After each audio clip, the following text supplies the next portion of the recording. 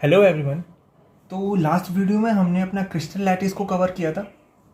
साथ ही साथ हमने पढ़ा था यूनिट सेल और लैटिस पॉइंट्स। ठीक है, तो अभी क्रिस्टल सिस्टम को ही आगे कैरी ऑन करते हुए हम देखेंगे कि टाइप्स ऑफ क्रिस्टल लैटिस। ठीक है, बेसिकली हमारे पास दो टाइप के क्रिस्टल लैटिस होते हैं। First one is primitive unit cell, primitive unit cell, and second one is centred unit cell, centred unit cell. ठीक है, तो देखो प्रिमिटिव यूनिट सेल, ओके, पहले हम थोड़ा सा रिमाइंड कर लेते हैं कि ये यूनिट सेल क्या है। अभी कल हमने पढ़ा था यूनिट सेल क्या होता है। किसी भी क्रिस्टल लैटिस की जो सबसे छोटी यूनिट होती है, किसी भी क्रिस्टल लैटिस की जो सबसे छोटी यूनिट होती है उसको क्या बोलते हैं, यूनिट सेल। हमने वहाँ पे 3D अरेंजमेंट का जो हमने एग्जाम्पल देखा था, तो वहाँ पे हमारे पास यूनिट सेल क्या था, क्यूब। ठीक है, तो उसी को कैरी ऑन करते हुए प्रिमिटिव यूनिट सेल क्या होता है। Primitive unit cell are those unit cell which have particles present only at corners. जहाँ पे कि जो पार्टिकल्स होते हैं या फिर जो लैटिस पॉइंट्स होते हैं वो सिर्फ और सिर्फ कहाँ पे होते हैं, कॉर्नर्स पे होते हैं। इसका हम डायग्राम से एग्जाम्पल देख लेते हैं।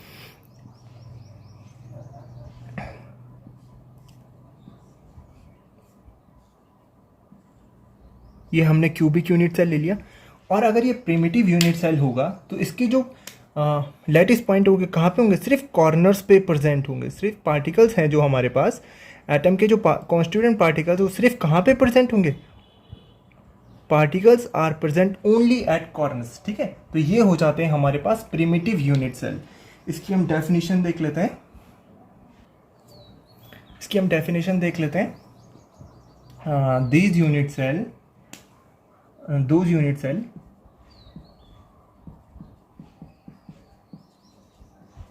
which have पॉइंट्स बोलो या फिर पार्टिकल्स बोल लो, प्रेजेंट ओनली, सिर्फ कॉर्नर्स पे प्रेजेंट होंगे। ठीक है, ओनली एट द कॉर्नर्स। ठीक है, इनको क्या बोलते हैं, प्रिमिटिव यूनिट सेल। ओके, और प्रिमिटिव यूनिट सेल को ही हम बोलते हैं सिंपल यूनिट सेल। ठीक है, also known as simple unit cell. Okay, तो इसमें कुछ इतना ज़्यादा एक्सप्लेन करने के लिए है नहीं। देखिए डायग्राम से आपको साफ साफ दिख रहा है कि ऐसे यूनिट सेल जहाँ पे कि पार्टिकल्स सिर्फ और सिर्फ कॉर्नर्स पे प्रेजेंट होंगे उनको बोलते हैं हम प्रिमिटिव यूनिट सेल या फिर simple unit cell. Okay, second class थी हमारे पास, सेकंड टाइप था हमारे पास क्या, सेंटर्ड यूनिट सेल।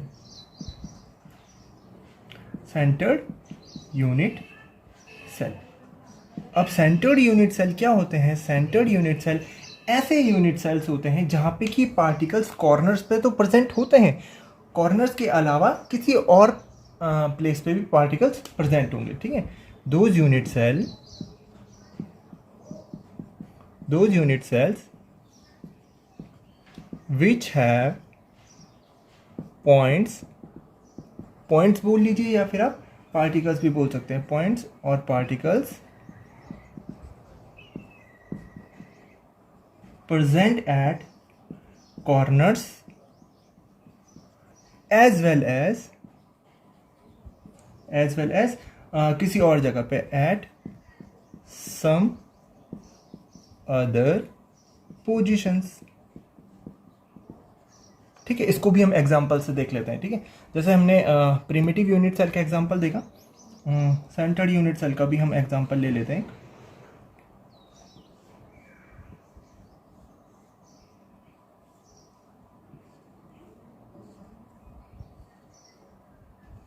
अभी डेफिनेशन देखिए, डेफिनेशन से क्या पता चलता है, सेंटर्ड यूनिट सेल क्या होता है, those unit cell which have points present at corners. Corners पे तो पॉइंट्स होंगे ही हमारे पास। ठीक है, कॉर्नर्स पे तो हमारे पास पॉइंट्स प्रेजेंट होंगे ही,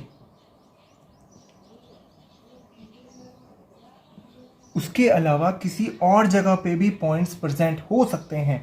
जैसे कि अभी कॉर्नर्स पे तो हमने सारे पॉइंट्स रख लिए, इसके अलावा हम ये जो क्यूब है, क्यूब के बीच में एक और पॉइंट रख लेते हैं।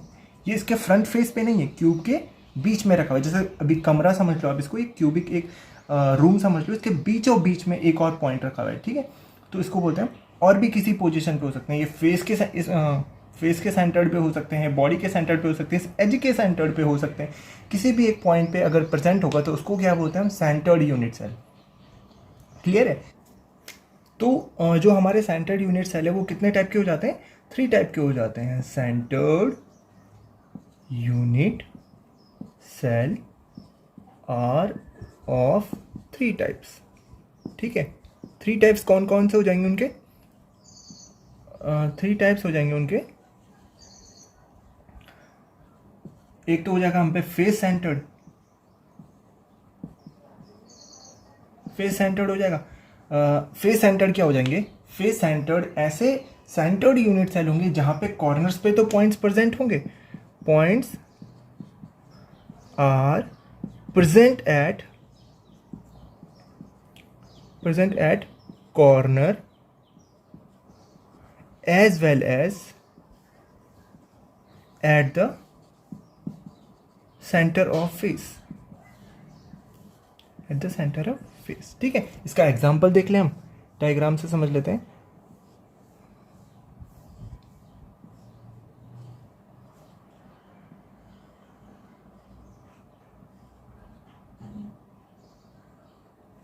देखो अब फेस सेंटर में पार्टिकल्स कहाँ कहाँ पे प्रेजेंट होंगे, एक तो कॉर्नर पे प्रेजेंट है हमारे पास पार्टिकल, और साथ ही साथ पार्टिकल्स यहाँ पे प्रेजेंट हैं हर फेस के सेंटर में। ये ब्लो वाला फेस जो नीचे है ना, ये वाला फेस इसके सेंटर पे भी होगा, ये लेफ्ट वाला फेस इसके सेंटर पे भी होगा, ये राइट वाला फेस इसके सेंटर पे भी होगा, ये अपर फेस इसके सेंटर पे भी होगा, ठीक है। अब देखो एक बैक, ये पीछे वाली जो दीवार होगी ना, जो पीछे वाली दीवार, वहाँ पे भी एक पॉइंट प्रेजेंट होगा, इसको मैं छोटा सा बना रहा हूँ, ठीक है। और एक ये फ्रंट वाला फेस उसके ये बड़ा वाला बना दे, ठीक है। इसको मैं अभी आपको और अच्छे से समझाने के लिए हम एक क्यूब ले लेते हैं, ये बॉक्स ले लेते हैं, ठीक है। जैसे ये बॉक्स है, ठीक है। तो ये जो फ्रंट वाला पॉइंट है, ये जिसको मैंने बड़ा बनाया वो इस वाले फेस पे, ठीक है, यहाँ पे। और ये जो छोटा पॉइंट बना है ये बिलो द फेस, इस जो हमने ये फेस हमको दिख नहीं रहा है ना, ये बिलो द प्लेन वाले इसके नीचे प्रेजेंट है, ठीक है। ये जो छोटा पॉइंट है ये नीचे, ये वाला पॉइंट अबव, ये वाला पॉइंट यहाँ पे, ये वाला पॉइंट इस वाले फेस पे, ये इधर, ये इधर, okay. So it was face centred cell. उसके बाद जो सेकंड हमारे पास आ जाता है, कौन सा होता है, बॉडी सेंटर्ड, बॉडी सेंटर्ड, ठीक है। तो आप बताइए बॉडी सेंटर्ड क्या हो जाएंगे, बॉडी सेंटर्ड ऐसे सेल हो जाएंगे जहाँ पे कि जो पॉइंट्स होंगे वो प्रेजेंट कहाँ पे होंगे, कॉर्नर्स पे तो प्रेजेंट होंगे। अभी हम इसकी डेफिनेशन नहीं लिखेंगे, सेम डेफिनेशन को आप कॉपी कर सकते हैं। जो पार्टिकल्स होंगे या पॉइंट होंगे वो कहाँ कहाँ पे प्रेजेंट होते हैं, वो प्रेजेंट होते हैं कॉर्नर्स पे, ऑल कॉर्नर्स पे और बॉडी के सेंटर पे, ठीक है। Points are present at each corner, points are present at each corner as well as at the center of the unit cell। जो यूनिट सेल हमने बनाया है उसके बीचों बीच एक और पॉइंट प्रेजेंट होगा, ठीक है। उसके बाद थर्ड जो हम पे आ जाता है वो होता है एंड सेंटर्ड।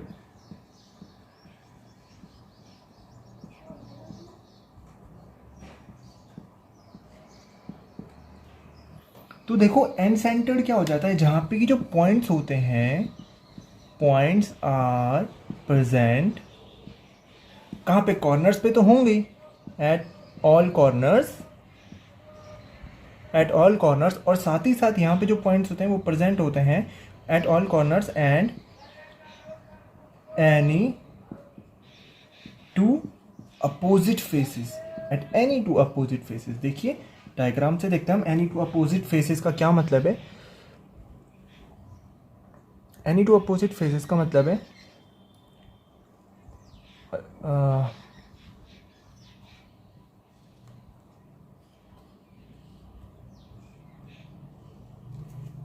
कॉर्नर्स पे तो पॉइंट्स प्रेजेंट होंगे, कॉर्नर्स पे हमारे पास पॉइंट्स प्रेजेंट होंगे, और साथ ही साथ किन्हीं भी दो अपोजिट फेसेस पे भी पॉइंट प्रेजेंट होंगे। अपोजिट फेसेस का मतलब या तो अप और डाउन, सिर्फ इतना, या फिर लेफ्ट और right.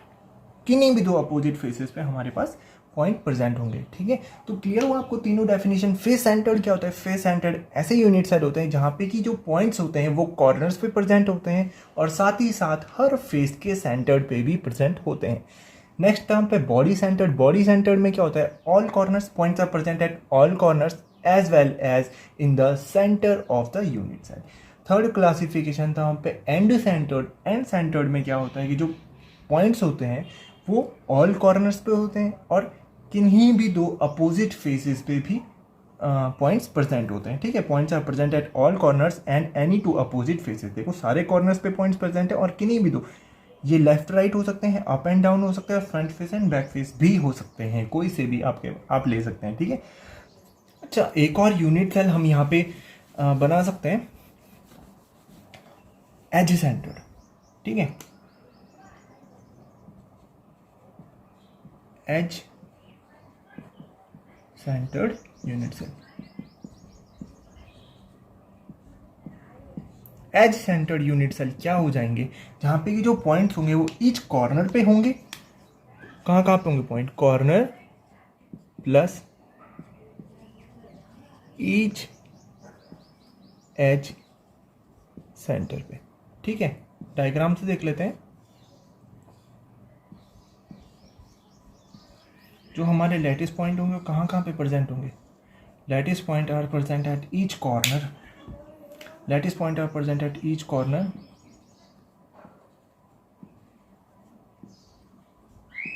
As well as at each edge centre. Edge क्या हो जाती है? ये लाइन को हम एज बोलते हैं ना, इसके बीच में। ये लाइन को हम एज बोलते हैं इसके बीच में। ये लाइन को हमने एज बोला इसके बीच में। हर एज के सेंटर में हमारे पास ये पार्टिकल्स प्रेजेंट होंगे।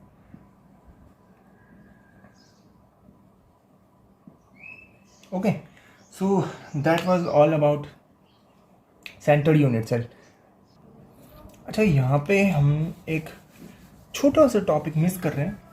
किसी भी चीज़ को स्टडी करने के लिए हमें ज़रूरत होती है कुछ पैरामीटर्स की। फॉर एग्जांपल, हम छोटी क्लासेस में सर्कल को स्टडी करते हैं तो वहाँ पे हमको सर्कल का क्या चाहिए होता है? रेडियस चाहिए होता है, डायमीटर चाहिए होता है और एरिया चाहिए होता है ना, सर्कमफ्रेंस चाहिए होता है। तो कुछ पैरामीटर्स रखे जाते हैं किसी भी चीज़ को स्टडी करने के लिए। तो यूनिट सेल को स्टडी करने के लिए हमने कुछ पैरामीटर्स रखे हुए हैं, उनके बारे में देख लेते हैं। ठीक है,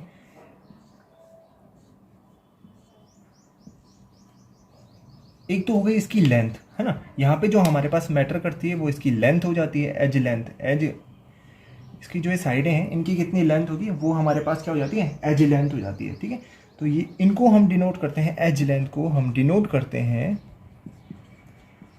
एज लेंथ को हम डिनोट करते हैं ए बी एंड सी से। ठीक है, अलॉन्ग एक्स एक्सिस हमारे पास जो एज लेंथ होगी वो A, along Y axis along edge length होगी B and along Z axis जो एज लेंथ हम लेते हैं वो सी। ये एक जनरल क्राइटेरिया है, आप इनको आगे पीछे भी कर सकते हैं बट आपको डायग्राम में डिनोट करना पड़ेगा।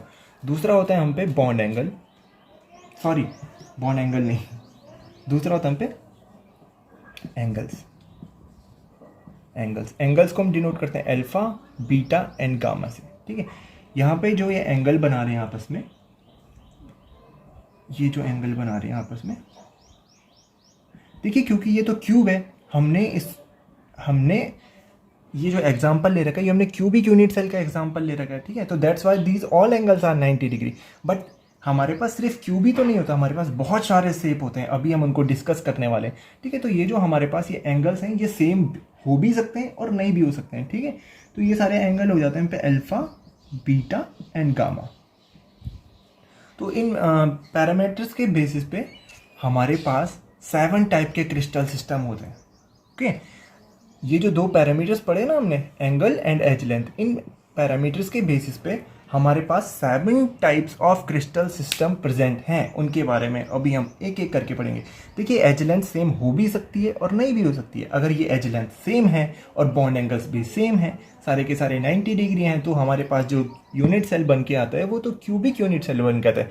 बट अगर इनकी वैल्यू सेम नहीं है, अगर ए बी और सी की वैल्यू सेम नहीं है, अल्फा बीटा और गामा की वैल्यू 90 डिग्रीज नहीं है, तो हमारे पास different type of crystal system बन के आते हैं। ठीक है, तो उनको देख लेते हैं अभी हम।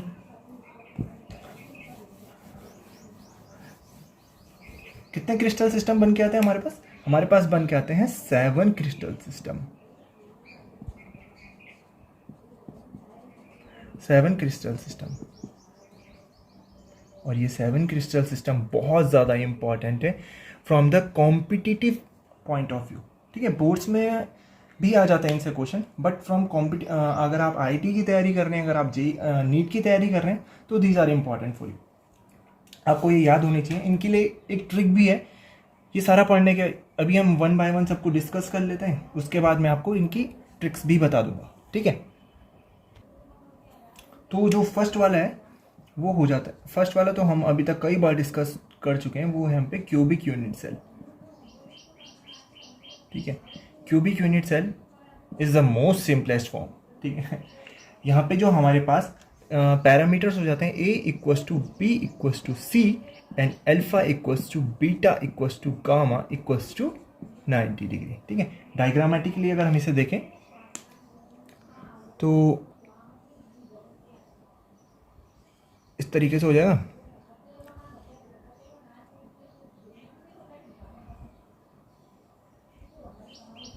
ए equals to B equals to C and alpha equals to beta equals to gamma, और ये सारे के सारे क्या हो जाते हैं 90 डिग्री हो जाते हैं। तो ये हम पे क्या हो जाता है क्यूबिक यूनिट सेल। ठीक है, इसको हम कई बार डिस्कस भी कर चुके हैं अभी डायग्रामेटिकली, तो ये तो आसानी से आपके समझ में आ रहा होगा। ठीक है, नेक्स्ट जो क्लास है हम पे वो होता है हम पे टेट्रागोनल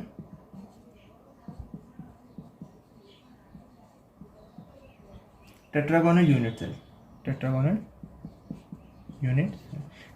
यूनिट सेल में क्या होता है हमारे पास, टेट्रागोनल यूनिट सेल में जो एजेस होती हैं ए और बी तो बराबर होती हैं, but does not equals to C, और इनके जो एंगल्स होते हैं वो सारे बराबर होते हैं, alpha equals to beta equals to gamma equals to 90 degree. ठीक है, डायग्रामेटिकली देखें इसे हम, तो किन्हीं भी दो साइड्स को आपको इक्वल रखना है और थर्ड साइड को अनइक्वल रखना है। तो कैसे बनाए इसको,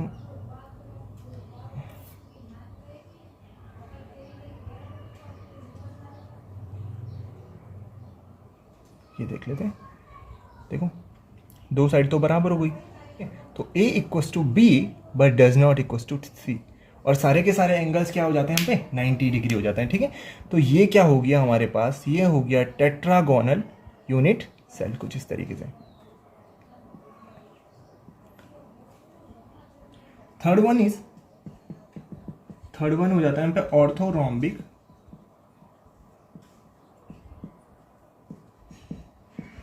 यूनिट सेल।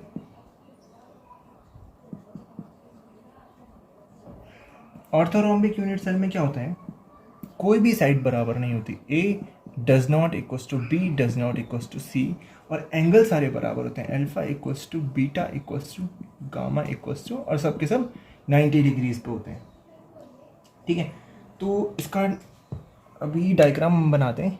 ये टेट्रागोनल में ए और बी बराबर थे, तो ए क्या हो जाता है, ये अलोंग एक्स एक्सिस और वाई एक्सिस, ये दोनों साइड्स क्या हैं आपस में बराबर हैं, ये और ये बराबर है और ये अनइक्वल है। ठीक है, तो A equals to B but does not equals to C. ठीक है, क्लियर है डायग्राम से, तो ये टेट्रागोनल में हो जाता है। अभी ऑर्थोरोम्बिक में क्या होता है, ऑर्थोरोम्बिक में कोई भी साइड इक्वल नहीं होती। देखो ये तो हो जाती है फिर बहुत लंबी, ये थोड़ा सा रखते हैं और ये हल्का सा ऐसे रख लेते हैं, इसको थोड़ा इधर कर लेते हैं। ठीक है, ये तीनों बराबर नहीं है ना, अब इनको कंबाइन करके हम एक क्यूब बना लेते हैं।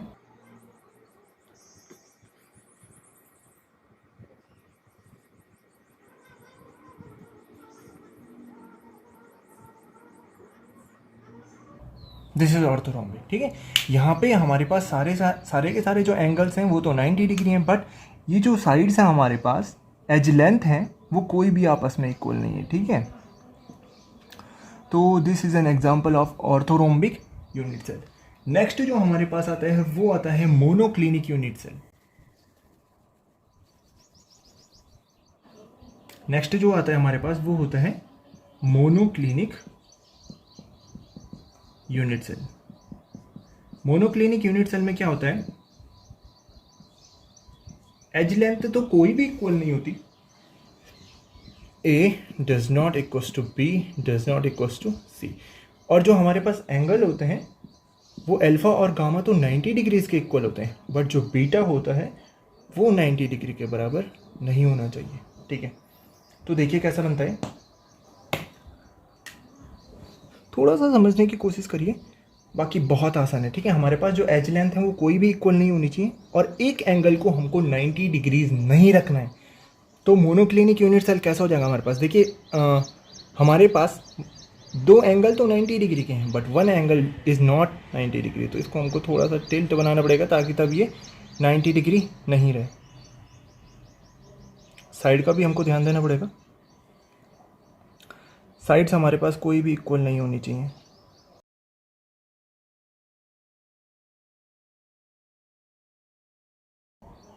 थोड़ा सा टिल्ट दिख रहा है आपको, ये तिरछा, ये क्यूब सीध नहीं है, थोड़ा सा टिल्टेड क्यूब है। ठीक है, ये वाला जो बॉन्ड एंगल है ये 90 डिग्री नहीं है हमारे पास। ओके, बाकी साइड्स भी हमारे पास कोई इक्वल नहीं है, तो ये हो जाता है हमारे पास मोनोक्लिनिक यूनिट सेल। इसके कॉर्नर्स पे क्या कर लेता हूँ,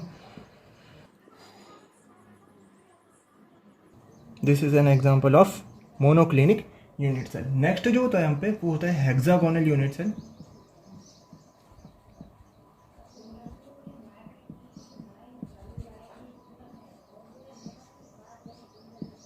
हेक्सागोनल यूनिट सेल में क्या होता है, ए और बी तो बराबर होते हैं बट सी के इक्वल नहीं होते, और जो हमारे पास बॉन्ड एंगल होते हैं वो अल्फा और बीटा तो 90 डिग्री होते हैं बट जो गामा होता है हमारे पास वो होता है 120 डिग्री। तो इसका स्ट्रक्चर भी देख लेते हैं। यहाँ पे हमको हेक्सागन बनाना पड़ेगा, कैसा,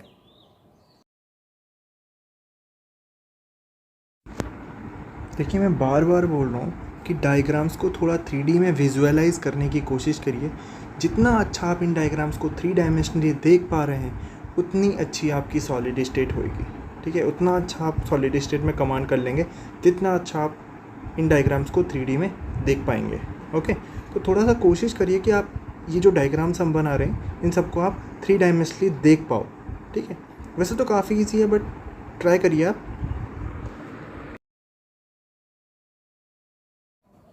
ये क्या हो गया हमारे पास, हेक्सागोनल यूनिट सेल।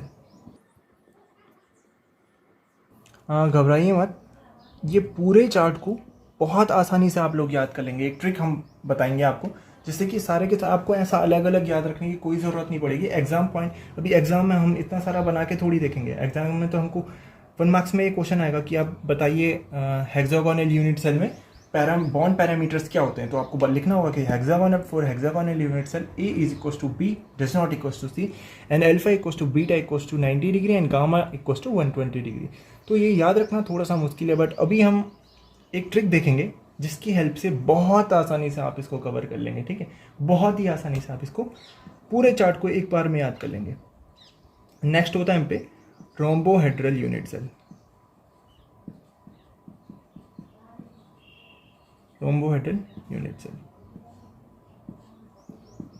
अभी रोम्बोहेड्रल यूनिट सेल में क्या होता है, जो ए इक्वल्स टू होता है बी और इक्वल्स टू सी होता है, और बॉन्ड एंगल्स क्या होते हैं पे alpha equals to beta equals to gamma. देखिए थोड़ा सा जो बॉन्ड लेंथ होगी A equals to B equals to C, और जो बॉन्ड एंगल्स होंगे वो भी alpha equals to beta equals to gamma, but it does not equals to 90 degree. ये सारे के सारे बॉन्ड एंगल्स सेम होंगे बट वो 90 डिग्री नहीं होगा, कुछ भी इसके अलावा हो सकता है बट 90 डिग्री नहीं होगा। ठीक है, तो इसका डायग्राम भी 90 डिग्री नहीं होगा, तो फिर इसको भी हमको कैसा बनाना पड़ता है, थोड़ा सा टिल्टेड ये हमारे पास डायग्राम बनेगा, टिल्टेड हमारे पास बनता है। ठीक है, और जैसे ये हमने एक्स एक्सिस से उसको टिल्ट कर दिया था बट वाई और जेड पे हमारे पास ये कंप्लीट 90 डिग्री दे रहा था। ठीक है, यहाँ पे हमको इसको हर एक्सिस से टिल्ट करना पड़ेगा। एक्स एक्सिस से भी थोड़ा सा टिल्टेड होगा, वाई एक्सिस से भी थोड़ा सा टिल्टेड होगा, और जेड एक्सिस से भी हल्का सा सीधा, मतलब 90 डिग्री नहीं बनेगा, है ना, 90 डिग्री इस पर हम इसे नहीं बनाएंगे।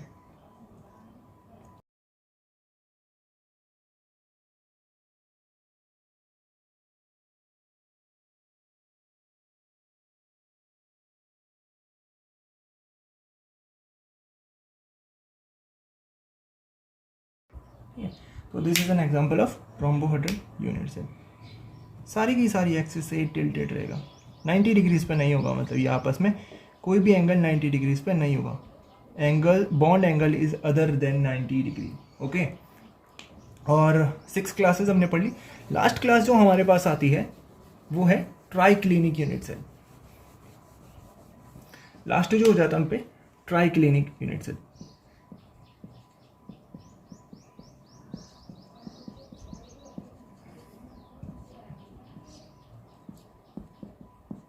ट्राइक्लिनिक यूनिट सेल, ठीक है। ट्राइक्लिनिक यूनिट सेल में क्या हो जाता है, A does not equals to B does not equals to C and alpha does not equals to beta does not equals to gamma does not equals to 90 degree, ठीक है। तो ये देखो सबसे आसान अगर आपको याद रखना होगा तो क्यूबिक यूनिट सेल सब कुछ बराबर होता है, A equals to B equals to C, alpha equals to beta equals to gamma equals to 90 degree. और सो देखो मैं यहाँ पे आपको एक कॉम्पिटिटिव एग्जाम के लिए क्वेश्चन है, मोस्ट सिमेट्रिक कौन सा हो जाता है हम पे, cubic unit cell. Most symmetric कौन होता है, क्यूबिक यूनिट सेल, जिसमें कि सब कुछ बराबर होता है, A equals to B equals to C and alpha equals to beta equals to gamma equals to 90 degree. And most unsymmetric बोलो या फिर एसिमेट्रिक बोलो, मोस्ट एसिमेट्रिक बोल लेते हैं। मोस्ट एसिमेट्रिक यूनिट सेल कौन सा है हमारे पास, ट्राइक्लिनिक यूनिट सेल, जिसमें कि कुछ भी बराबर नहीं है, A does not equals to B does not equals to C and alpha does not equals to beta does not equals to gamma does not equals to 90 degree. Okay, तो that was all about 7 crystal system, ठीक है। तो अभी video काफ़ी ज़्यादा लंबी हो गई है, तो इसका जो शॉर्टकट ट्रिक है वो मैं आपको नेक्स्ट वीडियो में प्रोवाइड करा देंगे। So that's it for today, thank you.